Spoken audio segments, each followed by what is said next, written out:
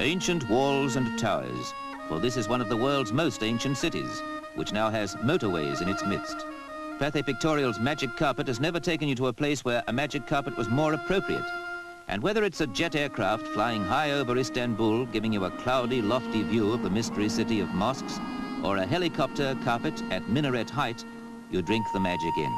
The Santa Sofia Mosque, once a Christian church and now a museum, always makes you feel, even when your feet are on the ground, that you yourself are up in the air.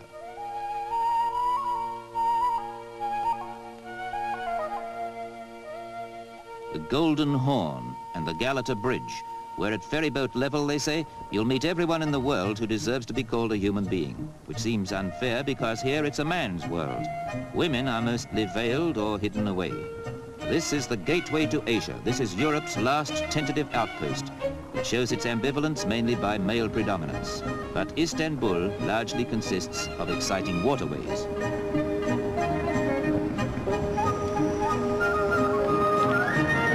This Galata Bridge is Istanbul. People and mystery and manual labor. Here on the porters' backs, you can analyze life halfway between east and west.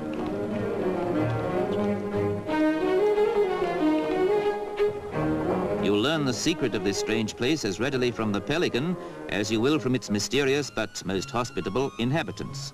Halfway house life, Europe and Asia. And a really lovely thing, sweet, fresh fish.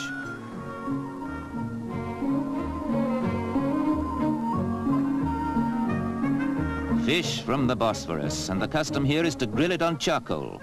It's a custom that should spread because it's delicious. A curbside barbecue, conceived in the east and happily moving west. Go on, just dig your teeth into that bit of succulence. Or to savor the subtle flavors of the Orient, buy a bread ring and see how different and delightful it tastes. If you're anybody here, you have your shoes shined. They're dusty in 10 minutes' time, but you do it because you're floating on air most of the time in a city that's a million different places, itself split between two continents with only ferry boats threading it across that narrow, exciting waterway that divides us from Asia and dramatically links Russia and the Black Sea with the Mediterranean and the world at large. This waterway, among other things, is a city street with local transport.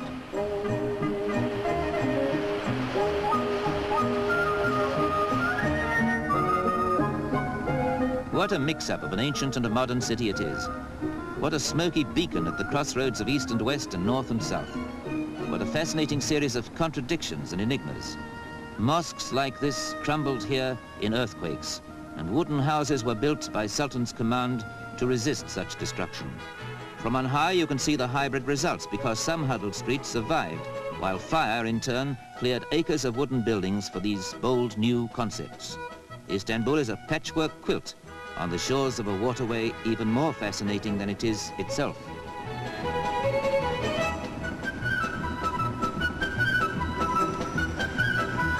We are cruising now on the Bosphorus. The Dolmabahce Palace, the summer residence of generations of proud sultans, but more particularly the last view you'll get of the continent that cradled civilization, because half a mile across the water, it is Europe no more. See the walls they built round the last bastion, Byzantium, later to be Constantinople.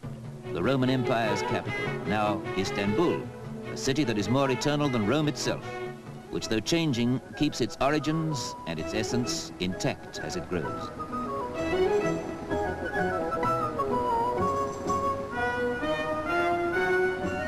This is all part and parcel of Istanbul, perhaps the loveliest and certainly the laziest part.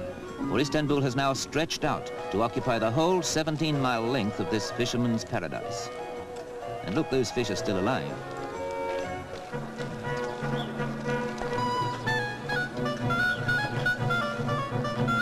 Here you buy blue fish or the famous Bosphorus swordfish slices, and a boy brings round coffee for you as you talk with a stallholder or haggle over the price.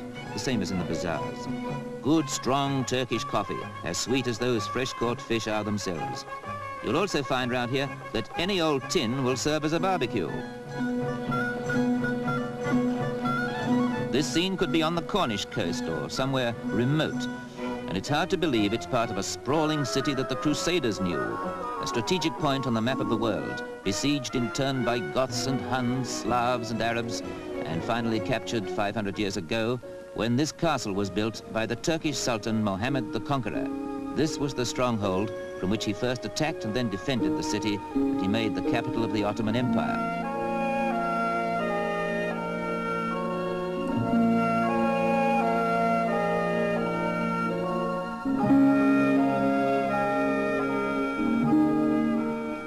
You keep thinking this narrow sea is a river, forgetting it's the frontier between continents, and that the far bank is a land mass stretching to India, Burma, China, and the Pacific Ocean.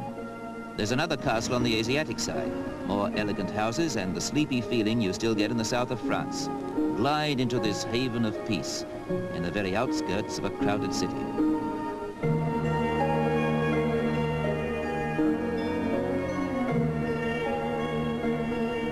At intervals, you will hear the call of prayer to remind you that you're in a land of mosques and minarets.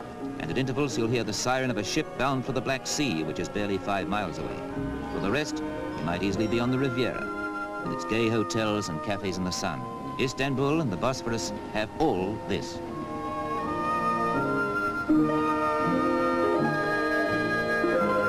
Istanbul and the Bosphorus have mystery too, inscrutable, age-old mystery, somehow symbolized by the Hubble Bubble pipe. You order one at any restaurant, a glowing charcoal chip perched over the tobacco to keep it alight. You smoke and dream and contemplate, and the smoke is as wispy blue as the Blue Mosque, which with its 6 minarets is of all things the essence of this exciting place. There's no need to say any more about Istanbul. Imagination can do the rest.